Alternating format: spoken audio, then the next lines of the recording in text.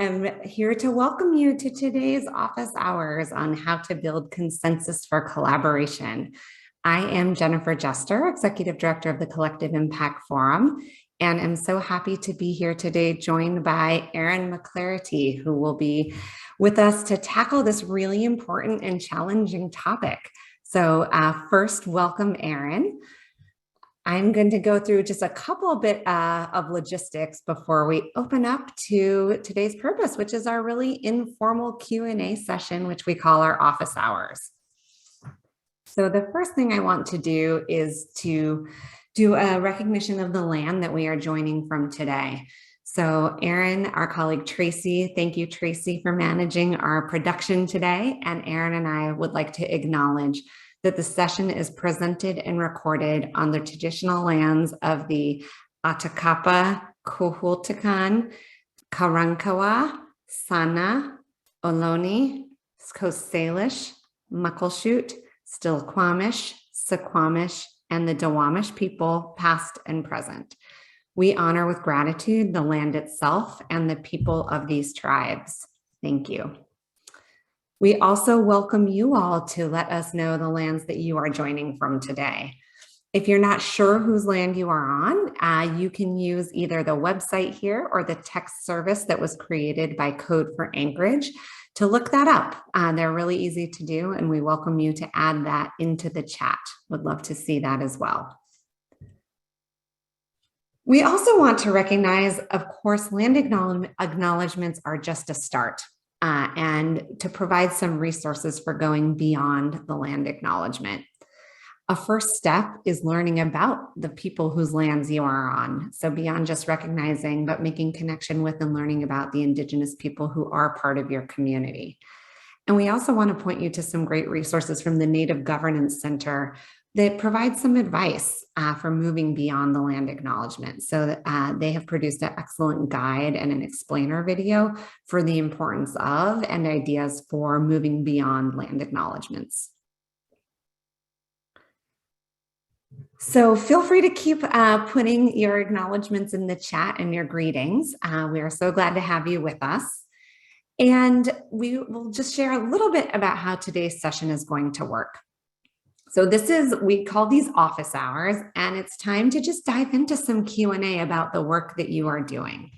And as we mentioned, today's topic is really focused on building consensus.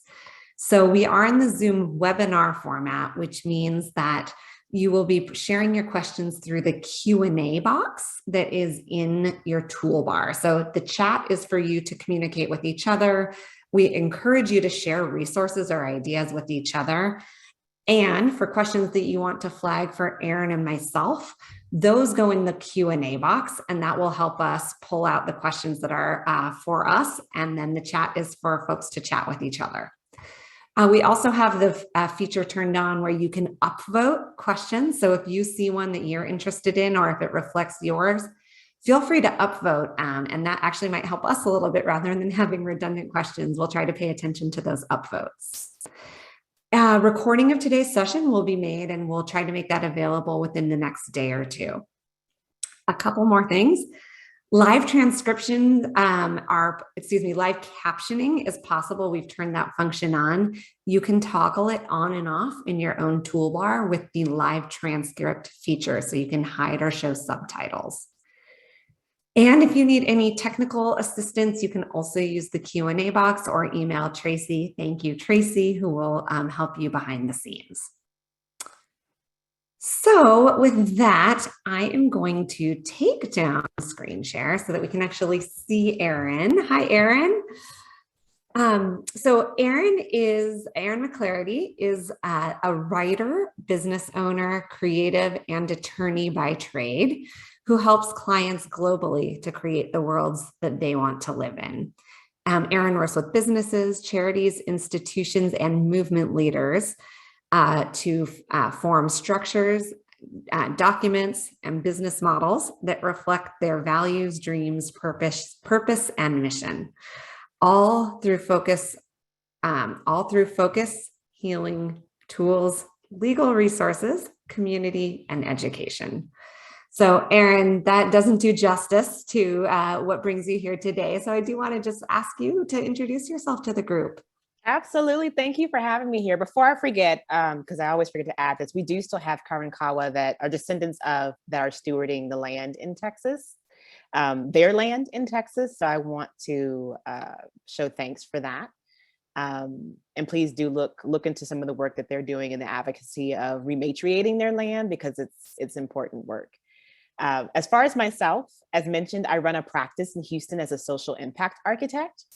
The folks I tend to work with tend to be dreamers and rebels. They're folks who see a different way of doing things, who have a vision for the world that diverges from what they see currently and want support in clarifying that, in rooting in that, and most importantly, in seeing it to fruition. And that's what I help them do, is to support them in bringing whatever vision they have into fruition. And sometimes that's imagination work and just opening up their imagination. Bell Hooks said, not only have our bodies and minds been colonized, but our imagination.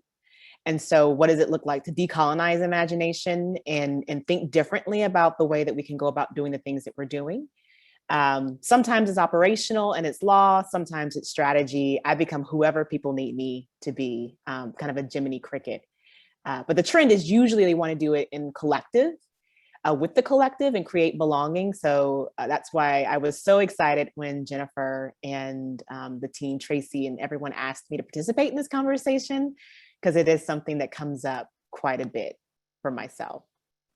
Well, thank you, Erin. We're so glad to have you with us. And I hadn't heard the term decolonizing imagination before. That really stuck with me. So thank you for that. So I think a helpful place to start would be, for today's conversation, how do you define consensus? Yes, I was so excited to see that question, because as an attorney by trade, so I'm not the attorney that most people tend to encounter, but as one by trade, I did want to refresh myself on what Miriam says, because that's what we do. And it defined consensus as general agreement. I realized as I was seeing that, I define consensus as a state. It's a place where folks have been witnessed, they've been heard, and we can start to negotiate and navigate what to do and what not to do. What I will differentiate is I don't see it as agreement, or I try not to see consensus as a synonym for agreement, for a few reasons. One, that can get tricky because there's a lot of ways to get agreement, right? And so for me, witnessing and reconciling and acknowledging are just as important in part of consensus as anything, not just getting to a point of agreement. And oftentimes in trying to get to agreement, we can do some things that are not necessarily in alignment with the values of what we say we're trying to do, or the worlds that we're trying to create. So I don't pin agreement as the end, but also everyone may not agree. And I don't necessarily know that consensus requires that everyone agree. And we'll talk about that, because there's some great questions around that. It may just be asking, how can you support? And support may be, how can you not be a block? How can you take a step back, or what resources do you want to offer? What do you want to contribute in a way that feels comfortable for you? So consensus for me is the state. It's a process of hearing and witnessing and acknowledging, and then starting to negotiate what happens next. Understanding that everyone may not necessarily agree, but I don't have to agree to support. And I can define what support looks like for me. It's a lot, but hopefully that made sense for everyone. And we'll dive a little bit more into it, I think, in the process. Yeah, thank you for that. I think that's a great grounding. And I love that you went back to the Merriam-Webster dictionary. That's what we do. But you built on that. So that's awesome. So we did get some questions from people in the registration form, and I want to thank everyone who provided questions. We got some great ones. To get us started, we pulled a few of those out. So the first one that I'm going to pose to you, Erin, is someone asks, as someone who was replacing a previous director where there was a lot of distrust, how do I build trust in order to build consensus? Right. I thought that was a really good one. Before I start, a couple of things. I love doing these because I see these as a dynamic learning environment. I rebuke the concept of expert per se as myself, because that puts a lot of pressure on me, though I have developed expertise in certain things. And so I really do hope that you all in the chat start to share and think about what are situations that you walked into, for example, here, where there was a level of distrust and you were in a process of trying to build consensus in a place of distrust. I think the best environments are where we're learning from one another. I can share that I haven't walked into a director position, but I've definitely walked into communities where folks that I was working with have breached trust. And so I made a couple of notes for questions that we got in the pre-chat. If you see me reading, it's because I get very excited about talking about this and I can get chatty and I will spend forever on one question. So I am not ignoring you all. I'm just looking through my notes, but a couple that I thought of here were, one, this is a question to ask those whose trust has been broken. And that's not to say that tongue in cheek, is to say, who knows better than themselves? And oftentimes people whose trust has been broken, they've never been asked that question. So that would be the first thing I usually do and would do in that situation, is if I know that I'm going into a situation where trust has been broken, I acknowledge it. I acknowledge the harm. I acknowledge what's happened. I witnessed that. We have a conversation. It's super uncomfortable and can be very awkward. And they may be angry and they have every right to be angry. But it's creating that space that I think allows people to build the relationship that's necessary to do what you're talking about.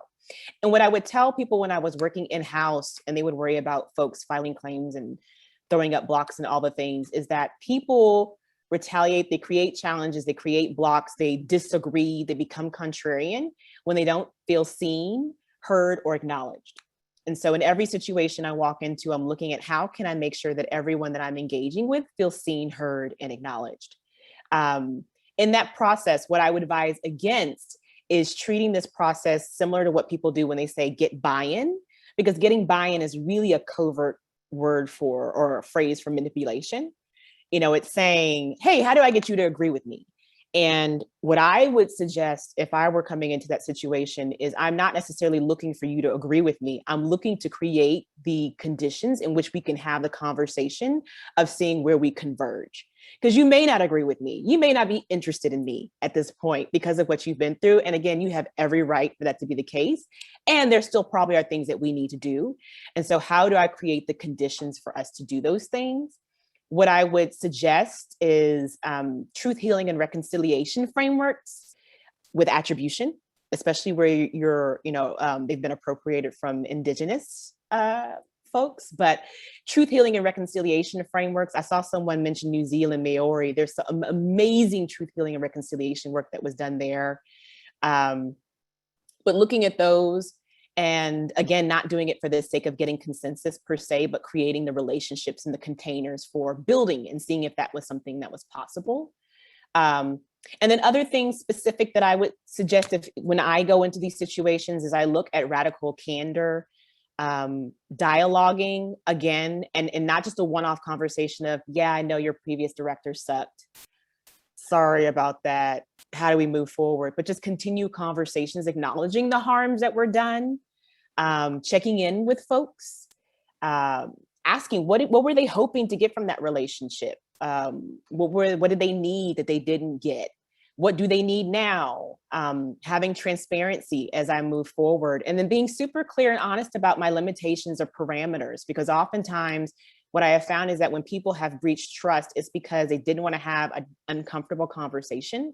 Maybe they couldn't do something they promised they weren't able to deliver on. And then rather than acknowledging that, they just kind of blew past it. And people were like, wait, what's going on? And so just being super honest with saying, listen, this is who my client is. This is where they're coming from. This is the law, whatever the case may be, but being really honest about that. And then having, again, a dialogue around, okay, how do we work with this? How do we work around this? Where is it that you're trying to get, and how do we try to get there?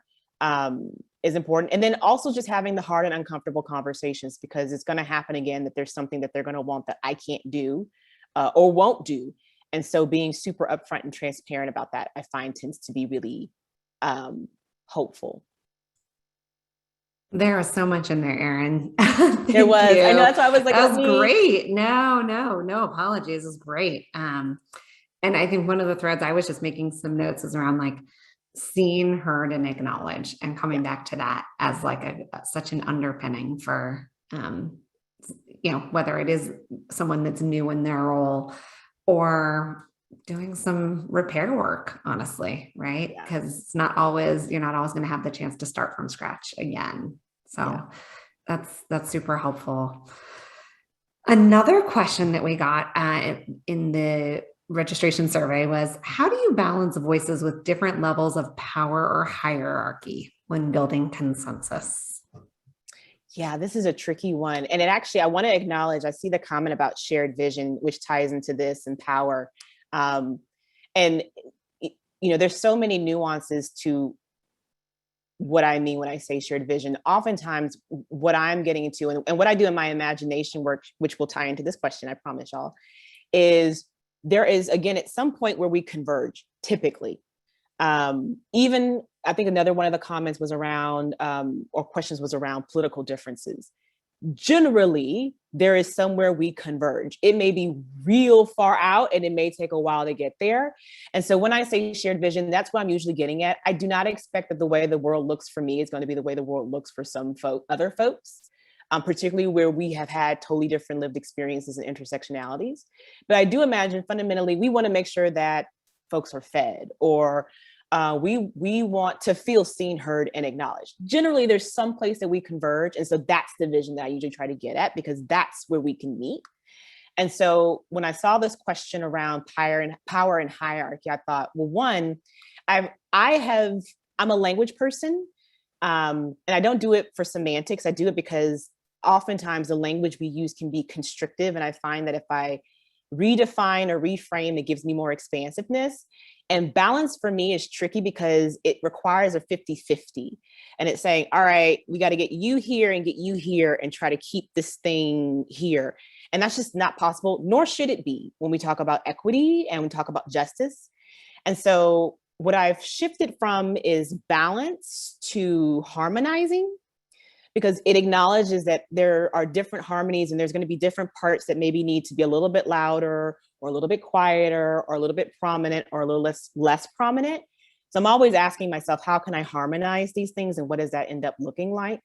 As far as the different levels of hierarchy and power, this is something I'm still learning. So I would love for everyone to weigh in terms of how they do something like this, because this is definitely an opportunity for me to learn. Particularly as folks are cultivating consciousness and that's coming up, just sharing some preliminary thoughts of paramount concern, of course, is doing no harm. I don't want to do harm.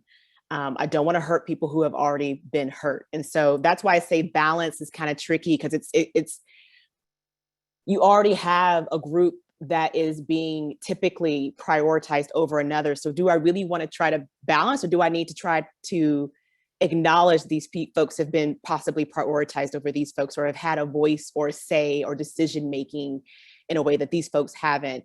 And does that mean that I really need to center and put these folks in their power? And that may not be balanced at 50-50 all the time. And requiring and ensuring that there's no harm may not allow for that. So that's the biggest thing. I've also moved away from prioritizing safe spaces per se, in the sense of, oftentimes when we say safe space, we're saying safe for the people in power, comfortable for the people in power.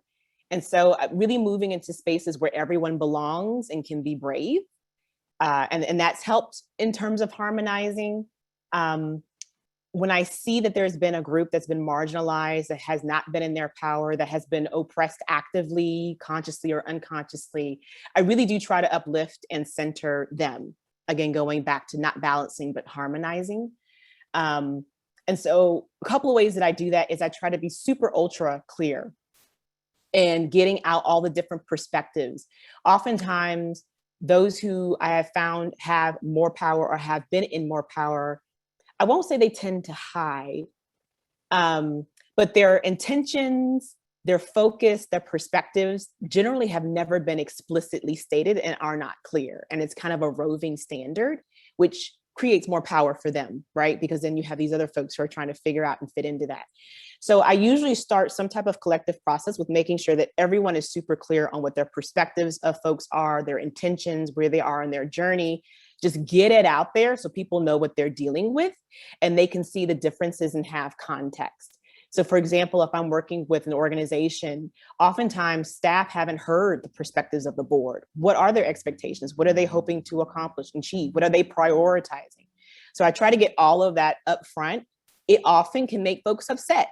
But the thing is, folks are operating under this anyways. They just were never explicitly clear about it. And so getting all of that out starts to harmonize again, because now we're seeing that where we're playing from. And then from there, I try to judge the dynamics. So if those who have power are not necessarily speaking up in a way that's clear around their expectations and their desires, I require that again, so that they can't necessarily hide and say, oh, we don't know. You've got assumptions. And now you're requiring these other folks try to guess your assumptions. Be clear on your assumptions. So we'll do that. But I will often ask that the person who hasn't been in a place of power, who's been marginalized, speak first. So I may do like a poll of the board to get them to be explicitly clear about something. And then real time, I'll ask those who maybe aren't in the same place of power what they think real time first, and then compare that so people can see if there's disparities. It also, again, doesn't allow those empowered to hide behind, right? Because no one wants to be that person or look like, frankly, excuse my language, an ass. So oftentimes I've noticed people change their answers when they start to see how other folks are answering because they don't want to look a certain way. But again, they've been operating under this and it needs to be clear. So I do that. I'm trying to see if there's anything else that I had in my notes. And then I also start off by requiring that we as a group, as a collective, get clear on the mission, vision, and values in the moment, so that as we start to seek consensus, these can be deferred to. This is super important because if those who have been in a place of more power are used to operating in a very specific way, typically it is not in a way that is of shared leadership or power. And so if you're telling me that you want to be equitable, then, and we have equity as a value, I need to have that explicitly clear. So when I start to see things that refute that or are opposite to that, I can say, wait, okay, but you told me that this was a value. So is it still a value, or are you choosing conscientiously not to adhere to that? I don't own that. I let them own that. Right. And that's kind of what they have to process and work through. And then last, I would just say, this is something, this question in terms of how do we harmonize power, it comes down to looking at the history and culture of the folks that you're working with. So I definitely don't want to pretend that there's a template.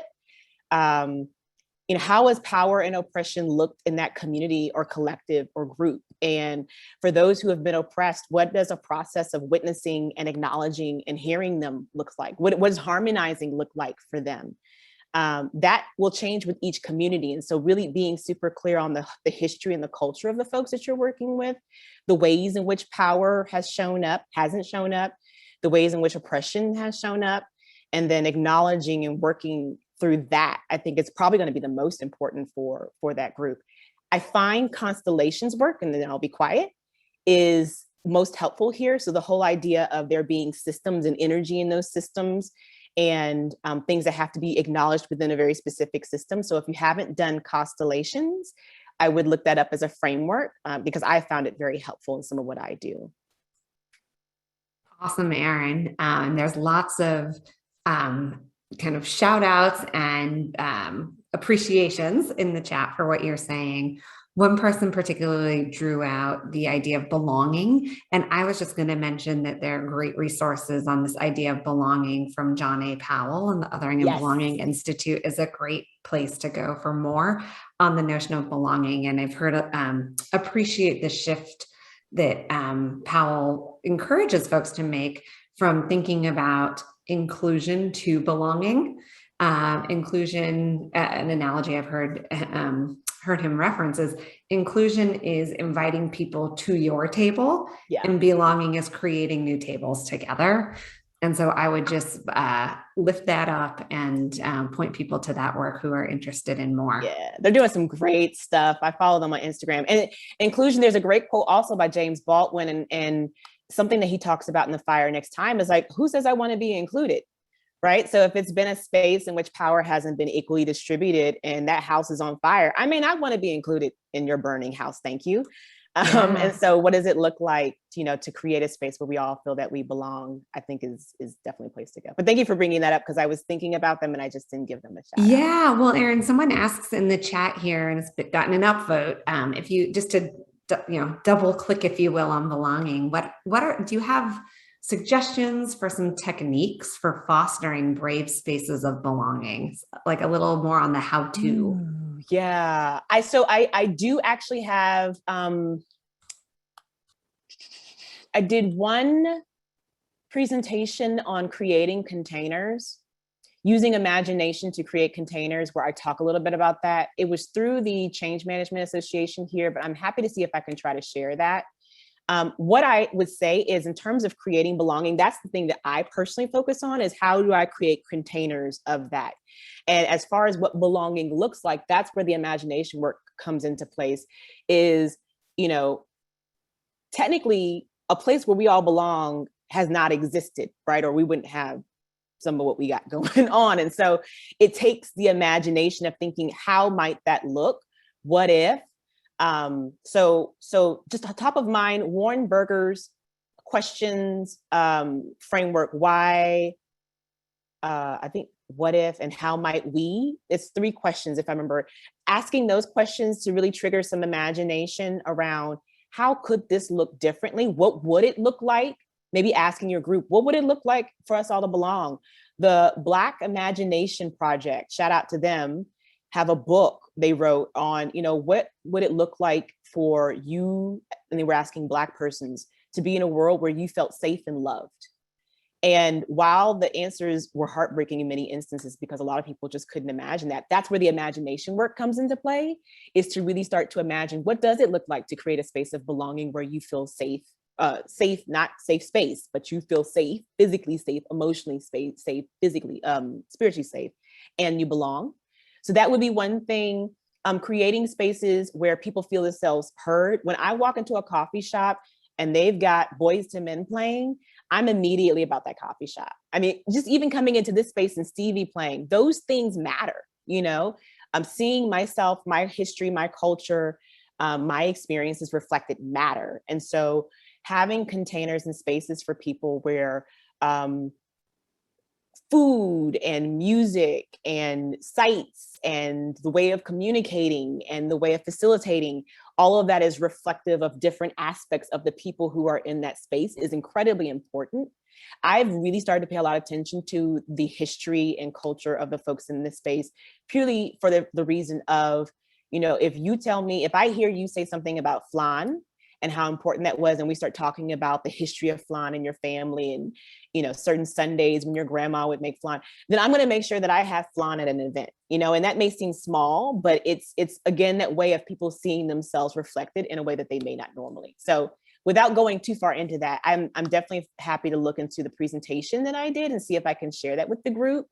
And then you're always welcome to reach out and we can discourse a little bit more on what that might look like, because I have a ton of ideas. Awesome, Erin. So people want more on some of the nuggets that you've dropped. So Got it. 2 follow-ons. Say more about the constellation, 2 concepts to go deeper on. The first one, say a little bit more about the constellations approach. And then also, some folks are new to the term container. Talk about container. So constellations and container. Thank you for calling me on that. So, and there's so much. I'm trying not to get too excited. We can go one at a time. I know. And it's just like, so container is fundamentally, I'm truly thinking of something that holds something else. And so that could be physically the space that you're in and creating the physical space, the physical container, but it's also, and usually virtually, will be psychologically the container. And so that can be the way that you set up a facilitation process or a way you set up a meeting. It could be the way that you follow up with folks, the way that you introduce yourself to folks, the way that you onboard folks into a community. But it's really fundamentally thinking about, what is the thing that holds this together? The infrastructure may be another way to look at that. And so I spend a lot of time recently thinking about what my containers, the things that are holding the values and the missions and the purposes and the ideas that I have, how am I holding that together? So if I'm saying I want to create a place of belonging, how does the way that I talk to people create a place of belonging? How does the way that I engage with them and dialogue with them, am I engaging in dialogue? Like, how is the way that I'm interacting with them creating a place of belonging? And the container would be the thing that allows you to do that. So I might be building in aspects of facilitation that does more intimate one-on-ones and allows people to really get into their history and ask some very specific and reflective questions. Or I may, when it was virtual and we didn't have cooties that were floating around, I may do meetings in a co-working space that had really big ceilings and was in a predominantly Black or Brown communities, particularly because of the communities that I was working with. And it would have, you know, Selena or someone else playing. And that was the container, was because people were now in a physical environment where they felt loved and safe because they saw themselves reflected. So it's the infrastructure, the tools, the approaches, the practices, all of that built in that holds the thing that you say matters to you. When I say container, constellations work is so there's different types. And what I have been learning and still learning about is business organizational constellations. But again, it's looking at the system and the different ways that the system reacts and approaches one another. So it's like internal family systems, if you're familiar with that concept too, where there's different roles, there's different aspects, and there's energy that surrounds all of that. And what you're trying to do is uncover some of the energy, shift some of the energy. What I can do is, there's a book that I won't run and get right now that I'm reading on organizational constellations that I'm happy to drop for those who are interested in that. And then Tracy or Jennifer, I can give you some links that I've been reading on constellations, because there are different aspects and I don't want to misrepresent them. But for me, learning about it, it's been incredibly helpful, because what constellations acknowledges is that each system has its own energy and its own dynamics, and it's looking at and working within the dynamics of that system. And what does it look like to acknowledge, witness, hear within those systems? We would love the links. I would personally love the links. I am not familiar with the body of work, so we'll look forward to that, Erin. Thank you. I am looking now at the Q&A box, and thanks to some folks for putting in questions and for the upvotes. So I'm going to take the one that has risen to the top so far. So Erin, how would you balance being a facilitator versus unintentionally centering the backbone support organization when trying to reach goals? Man. So I will kind of keep it simple with that. Yeah, that could be its own its own office hour. Backbones. That's such a good question. And I'm actually, yeah, that's a good question. So one thing I want to point out as part of this conversation that came up quite a bit with the questions that we got in the pre-read, I think what can oftentimes happen as a facilitator is we try to make people what they ain't. Right. And so people will say, oh, I think one of the questions that we may or may not get to was like, what happens if there's low engagement? Well, consensus is engagement. So if you don't have people engaging, consensus is going to be really hard. And maybe these ain't the people. Right. And so one of the things that I'm having to acknowledge is that there are some folks in Backbone who get it. There are some who don't, but are really curious about getting it. And there are some who are not interested. And I can't answer that question for folks who are not interested, because I am no longer interested in working the ones who are not interested. And I think that that's something that I have done historically in the past, to be honest, is to try to bring people to the light and like, let's Hakuna Matata and bring it all together. And just, that ain't it for me, at least. And so I can't answer the question for the ones who just truly make it their intent not to get it and who want to operate a very specific way. For the ones who are curious, it is a harmony of, that's one of the reasons I do imagination and North Star and clarity work up front, because I don't want to own all the shame and stuff that comes up when people see that they need to operate differently. So let's talk about what the vision is. Let's talk about how you want to do this. Let's talk about what your values are, so that when I see that you're not acting in accordance with your values, I'm pointing it out. Now, what you do with that is your decision. You can conscientiously decide that you said you wanted to be equitable, but you choose to be inequitable in this moment, and you got to process that. Or let's talk about how you shift and be equitable. But I'm not owning that, because oftentimes that blowback would be on me. And it's like, wait. I'm just doing what you told me you wanted to do. So with curious backbones, the first thing I do is get super duper clear on how do you want to do this and what are you wanting to do? And I do that in relationship to all the other folks that they're working with. The other thing that does is when I have everyone sharing, like I said, usually the backbone, I'll have them share first offline, and then real time, I'll have everyone else share, because I want the backbone to see how they're probably not in alignment with the other folks. Again, that ain't on Erin. You got to process that, and we can talk about what needs to happen, but I need them to see that, because again, they're operating that way, whether they acknowledge it or not, and it's creating problems likely. So getting it all out there to me is the first key. And then it's, now, what do you want to do? It's up to y'all. Do you want to reconcile this? Do you want to better understand why maybe there's this disconnect? And then as we're doing the work and disconnects come up, we're in this really difficult age of like, you do want to call people out. And I know there's like calling out, calling in. That's that harmony again, because sometimes people just need to be told, listen, that's not okay. And sometimes it is genuinely something that they're not aware of, and you've got to find other ways to approach it. So to answer the question, I try to get super clear up front. I get them to commit and be explicit about it. I get them I get everyone's opinions and thoughts out there so that the other collective folks can see where the backbone is, and the backbone can see where they are. And then I have the backbone acknowledge and communicate, all right, what you going to do about this disparity? I'm not owning that. So are we working through that? Are you acknowledging maybe you need to shift where you're at? Are you maybe needing to better manage the expectations of the folks who are in the collective? Like, how is this going to work? And then as we're doing the work, when there's those disparities that come up, I come from a place of, let's get curious. And again, let's try to find the convergence. So this is where we're diverging, but can we pan out? And is there a place where we converge? Or even if there isn't a place that we converge, if your goal was to create a space of belonging, perhaps this ain't your space. Like this thing that you're not agreeing to, it ain't for you.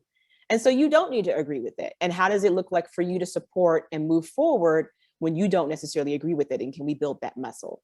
So it's very uncomfortable. Because one, it requires putting the agency and the responsibility and ownership back on that backbone. I'm just here that as the shame or the ecstaticism or as feelings and things come up, how do I help you navigate those? And again, how do I make sure that we don't continue to do harm to the others in the collective that have been historically marginalized? That was a lot, but I hope that was helpful for whoever asked that question. Sure. Yeah. Thank you. I would add to that also, just real quick, when we think about the backbone role, often we talk about, I would say in the early days of training and doing a lot of collective impact work, we would always talk about the backbone as a neutral convener. Yeah. And that language is also problematic, especially when you're doing equity work, race equity work, because the backbone should not be neutral to the goals that hopefully equity-centered goals that the collaborative is coming together to address. And Dr. Zamalawa, who leads the Expecting Justice Initiative, which we've featured in some publications from the Collective Impact Forum, when talking about this, what she said was, I feel as the backbone that I hold that North Star around equity, very clearly not neutral to that. And I am unabashedly not neutral to that. And it is the collective that then helps determine how we're going to get there. And the backbone can hold folks accountable to the decisions being in service of equity, bringing the data to show kind of how that plays out. But it's not about being neutral, but it is about holding that kind of vision and priority, and then co-creating, hopefully in this consensus-based way, toward that vision. So I definitely encourage folks to check out the work of Expecting Justice, and I found that a very helpful way to describe it that Dr. Malawa shared. Yeah. Okay, we can move on. Let's see. So what format would you use or do you use to build consensus with different groups? So parents, caregivers, students, youth, administrators, community-based organizations, politicians. Would you like bring everyone together right away or have smaller, maybe like affinity groups gather first for input? Does Yeah. anything come up for you with that question? There's so much. This goes back to, again, acknowledging the history and the culture and the past. Likely there's been past harms in that community. I've had a group that was very cross-sectional that I just worked with that I did not, because those who were in certain government positions had been incredibly harmful to that community. And I wasn't going to put them through that again. And so I think one of the things that we don't talk about in consensus work, consensus building, is this is incredibly vulnerable work. It's vulnerable for a couple of reasons. And I had some notes here on that. It's vulnerable because, one, we're asking people to build toward their dreams, and sharing our dreams is very vulnerable. Sharing the thing that is the core of why we do what we do and what matters to us and what we want to see is a very vulnerable process. Asking for what we want, particularly when you are a woman of color who has been indoctrinated and socialized to do otherwise, is a very vulnerable experience. And in consensus, there's the opportunity to be rejected, which is another vulnerable experience. There's also, am I going to fit in? Will I belong? If I don't agree, will I get out? So I say all that to say something that has to happen in consensus work that not everyone wants to do is there's a lot of internal self-work that must be done in addition to the systems, the constellation works. It's very fractal, right? So it's not a matter of just us coming together and we're going to do equity. Like, you need to be working on yourself. And with this group, what I did with the folks that I knew that had done a lot of harm, I was very clear about that. And I did not take the engagement until I knew that they knew that I was not moving forward until that happened. So those folks needed to do work individually and as their own collective of just acknowledging, like, what happened and why did it happen? Can you see why these folks will be upset and how these harms may have impacted them? They needed to do that internally because I didn't feel comfortable there possibly being blowback from that on the folks that had already been harmed. They didn't need to hold that. And then once they were in a certain space, then it was coming together to do that truth and healing and reconciliation process of acknowledging. So taking a few steps back of just, listen, we have hurt you. These are the ways that we have hurt you, and going through that framework. And then we can move into, and so that's the other thing is for those who are on these like 3-6 month timelines, that ain't it either. This took a significant amount of, it's still taking a lot of time, but we needed to take a couple of steps back first. So to answer that question, I would look at who has been most marginalized and how, talking to and working with them to see what's the impact on them. Sometimes those folks want to be in the room because they're like, listen, I got something for you and I got something to say. And you want them to be able to say that. And sometimes they're just like, I'm tired, I'm triggered, I'm exhausted, and I don't want to be in that room. And then you want to be able to acknowledge that too. But you also want to be working with each of these groups so that they're doing their own work individually and organizationally within their own spaces so that they can do the collective work. Because oftentimes, as the point here, there's things that are circling underneath that people aren't extracting or extrapolating. And all of that, that's why I love the constellations, is bringing that stuff to forefront because it's all impacting how this is happening, whether or not we've brought language to it or acknowledged it. So I don't know if that terribly answers the question, but I would definitely look at what the dynamics have been, finding those who have been oppressed actively or put least in their power, marginalized, and just dialoguing with them to see what the impact of having that cross-sectional would be for them. Again, centering them and then moving backwards from there. Cool. Thank you.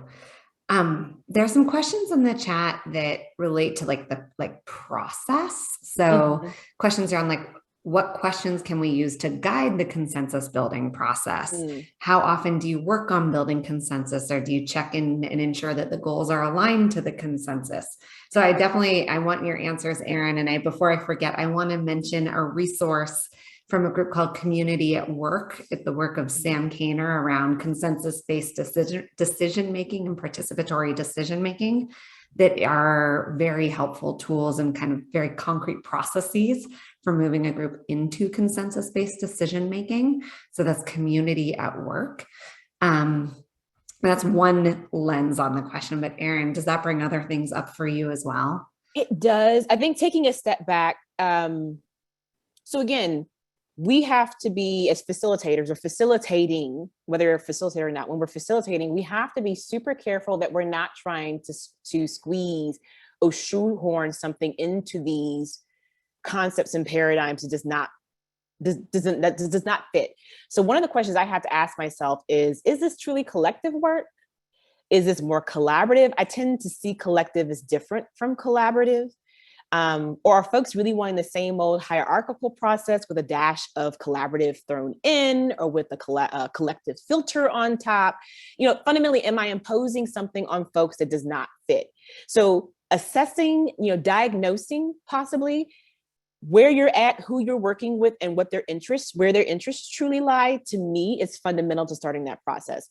Because I could give you all the most amazing tips and tricks and things, but if you're working with a group of folks who are used to working hierarchically and they're not really interested in consensus building, the tips and tricks are never going to work. So assessing and seeing where are you at as a collective or as an organization. There's a lot of great resources. Tamarick, I know, has amazing resources on the phases of working in groups, whether it be collective, collaborative, et cetera. So like, where are you in terms of the phase? Who are the folks that you're working with? What are those power dynamics? How does that look? I would assess that first in terms of the process, because that's going to inform a lot of it. And the other thing about the process is, again, it's not consensus in terms of agreement to get to agreement. There's this whole thing that has to be built out, that container to get to consensus, in terms of trust, in terms of, do I feel physically and emotionally safe in this space? And not just the backbone or those with power, but those who have historically been marginalized. Do they feel safe? Do we have the relationships? Because consensus, as someone pointed out, is a struggle.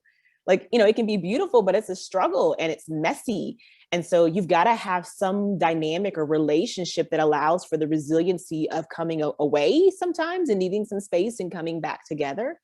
So all of those things are part of the process. And that's what I mean by containers, creating a container for consensus. Are people meeting and knowing one another? Have you had opportunities to humanize? Do I know anything about you as a person? Are we trying to get to the same vision? Why are you even here? These are things that people need to know to be able to get to a space of consensus.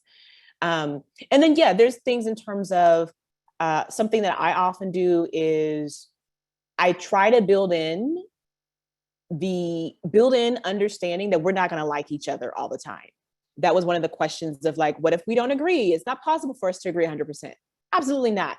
And so it reminds me of, in some relationships, romantic relationships, you hear people who say, I had a friend that was married. She would never, in that relationship, I'm not saying all relationships, she would never leave the house when they were really angry, because that's just what worked for them. So even if she went to a different place in the house to just kind of cool off and read and have her space, that was kind of an agreement or a boundary that they set for themselves, is that I'm not leaving you. I'm just kind of taking some space, and then we're going to come back to this. And so as a collective, what are those boundaries, and what does it look like? How does it work when y'all don't like each other and you don't want to be in each other's faces and you don't agree? I think that's also a big part of the consensus process, is just building those in. Will it be questions? And the questions can be, getting back to the mission and vision and reminding people about that. What are your needs? How are you? How are people showing up? Because it may be consensus is just people are tired and burnt out and angry and sad. And so checking in with folks, What do they need? I think the other question that I often ask when I'm trying to build consensus is, what are your expectations? Because a lot of people, more often than not, have never expressed their expectations and assumptions. And so getting those expectations and assumptions out to me is quintessential. But not only getting it out surface, I try to do processes like the 5 whys that was developed by the founder of Toyota for root cause analysis. But what it does is it helps us get underneath. The example that I use is oftentimes people when 3 o'clock, when 3 o'clock hits, the first thing I'm thinking is I need sugar. I got to find sugar. I mean, I had it a couple of minutes ago, so I'm on time for today. But really, if I'm saying I want to be healthy and I want to eat healthy, well, sugar is not necessarily it. And so then it's asking myself, well, why? Well, I want something sweet. Well, sweet is not sugar. Well, why do I want something sweet? I had this thing with honey in it. So, when we start to ask why and get underneath, it allows again for that expansiveness. Because at first, what I told you is I wanted sugar, but fundamentally, I just wanted something sweet. And it's not even that I wanted something sweet. I was thinking about something sweet because I'd had mango with honey the other day. And actually, that's kind of what I want to have again. So you see, having people express their expectations and their assumptions, but then helping them through a number of different exercises, get underneath that. Is where, again, you can create those spaces of convergence, because they may be saying they want one thing and they may be saying they want another thing. But if you can get underneath it, you might find a place, you usually do find a place where it meets. And that's where a consensus can start to re-enter, even where they disagreed here, if that makes sense. So that's kind of top of mind. Yeah. Hopefully, again, I know that was a lot, but hopefully, did that answer, Jennifer? Yeah, it's great. And I think we're not going to get through all of the questions. So I'm going to pose a hopefully shorter one and then one final meaty one. So you perk people's interest when you're distinguishing between collective and collaborative. Yeah. This is maybe the easier one to answer. Could you define the difference? And then I have one more meaty question. Sure. No. So really quickly, I was thinking that when I said it. So this is Erin McClarty. Collective truly for me is looking at diving into the messiness and working through it as this, I think of an organism, the network. It's this grouping of different entities that are coming together and self-organizing and working their way through how they're going to snap together and create this thing when it's collective. Collaborative to me does not necessarily require that I be collective. I can collaborate with you. We all have probably had bosses that were very hierarchical, that had moments where they collaborated with us. So I think that's where I see the difference is I can work with you and collaborate with you on a one-off or case-by-case basis. It does not necessarily mean that I am interested in working collectively with you. So coming down and co-creating and really working together and dialoguing in the messiness. Because oftentimes in collaboration, when it gets hard, people opt out. They're like, I'm going to go back to what I'm used to. I'm going to tell you what you need to do. So that's how I see the difference. Yeah, that's good. Almost like more transactional. Ecosystem versus alliances. Absolutely. Alliances, cool. You'll see those break down really quick oftentimes. Thank you I saw that in the chat. So here's probably our last question. So when working with groups with different values and expertise, what methods work best in ensuring that participants are fully prepared to engage and share on topics that require more than a surface level of understanding of the issues being discussed, like the research, the pre-work? How do you get folks to a point of productive engagement? That is a meaty one. So one, we're in a pandemic. I want to remind folks, because I am working with clients now that are struggling with this because people aren't coming as prepared as they would like. And, we're 2 years into a pandemic, so it's going to happen, multiple pandemics. So one of the things is just, I have to build in, and I'm realizing this 3 times more time than I think. And sometimes that's not possible. And so that means that I need to make it iterative, and maybe I give chunks. So I break it down into micro bits of just here's an article, just read the article and let's get started on that. And then here's another article. If I don't have the runway of months or weeks to be able to remind people and just say, hey, don't forget to read these things. So time, the substantiveness of it. I also interrogate, is this really necessary as pre-work? Because I think oftentimes meetings, there were things that were assumed important as pre-work that are actually not as important as pre-work. So I've started interrogating that. And I've also tried to make my pre-work be way more